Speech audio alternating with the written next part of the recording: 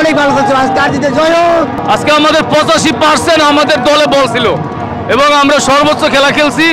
আমাদের বিরোধী শক্তিরা ভাবছিল আমরা খেলতেই পারি না, কিন্তু আজকে আর্জেন্টিনা অসাধারণ শৈল্পিক এবং যে টিটিকাকা এবং ল্যাটিনদের যে শৈল্পিক খেলা, সেই খেলাটাই দেখিয়েছে এবং আমরা সামনে ইনশাআল্লাহ ওয়ার্ল্ড কাপ জিতবো।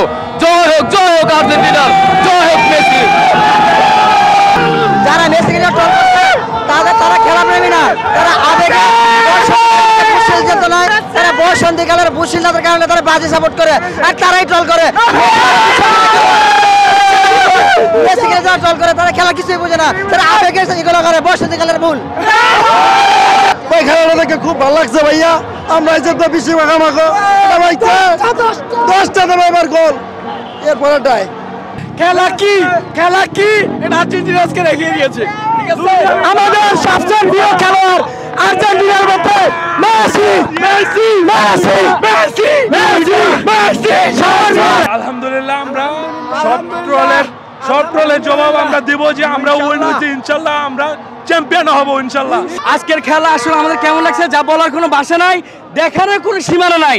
আমরা আজকে যে খেলা দেখছি, যদি সামনের ম্যাচগুলো আমাদের এভাবে হয়, আমরা আশা করি মেসি হাতে এবার আমরা কাপ দেখবো। আমি মূলত ব্রাজিলের সমর্থন, আজকে আর্জেন্টিনাকে সমর্থন দিতে এই কারণে এসেছি যে বাংলাদেশে অধিকাংশ দেখা যায় যে ব্রাজিল এবং আর্জেন্টিনার খেলার দর্শক বেশি। পুরো বাংলাদেশে 18 কোটির মধ্যে 14 কোটি ব্রাজিল এবং আর্জেন্টিনার সমর্থন বেশি। তাই আমরা চাচ্ছিলাম আজকে যদি আর্জেন্টিনা হেরে যেত, এই যে বাংলাদেশের যে ফুটবলের উন্মোদনটা থাকতো না, কারণ প্রতিভা এক পক্ষ হয়ে উন্মোদন করা যায় না। তাই আমরা চেয়েছি যে আর্জেন্টিনা আজকে জিতুক।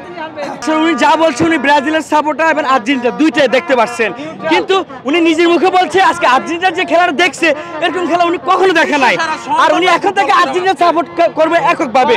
উনি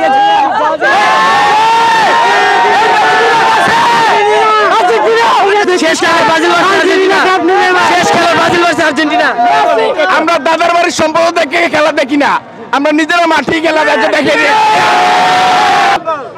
আর্জেন্টিনা ভালোই লাগছে।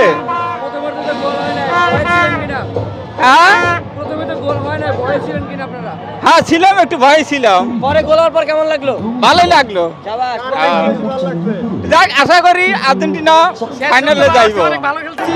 আমরা জানতাম মেসি এবার জিতবে, এবার বিশ্বকাপ আর্জেন্টিনা নেবে। আর মেসি ইজ মেসি আর ইজ মেসি। প্রথমত ভয় ছিলাম না, বাট আমরা এটা আশা করি নাই যে মেসি পেনাল্টি মিস করবে, কিন্তু যখন আমরা দ্বিতীয় গোল হয়েছে হওয়ার পরে আমরা পুরোনো সেই মেসিকে দেখতে পাচ্ছি, কারণ পুরো ম্যাচে মেসি দৌড়াইছে, যথেষ্ট দৌড়াইছে। মেসি আগে কখনো এরকম ম্যাচ দৌড়ায় নাই, কিন্তু আজকের ম্যাচে যথেষ্ট দৌড়াইছে, এই কারণে সে আগের ফর্মে ফিরে আসছে। আর দুঃখের বিষয় হচ্ছে আমরা পেনাল্টি মিস করছে, এটা আশা করি। সুতরাং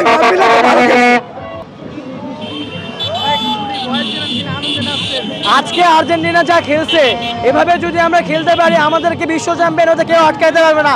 ভামোস আর্জেন্টিনা, ভামোস! অনেক ভালো লাগতেছে, আল্লাহ কি যে শান্তি পাইছে। আজকে যে খেলাটা হয়েছে মনে হচ্ছিল শেষই না হোক।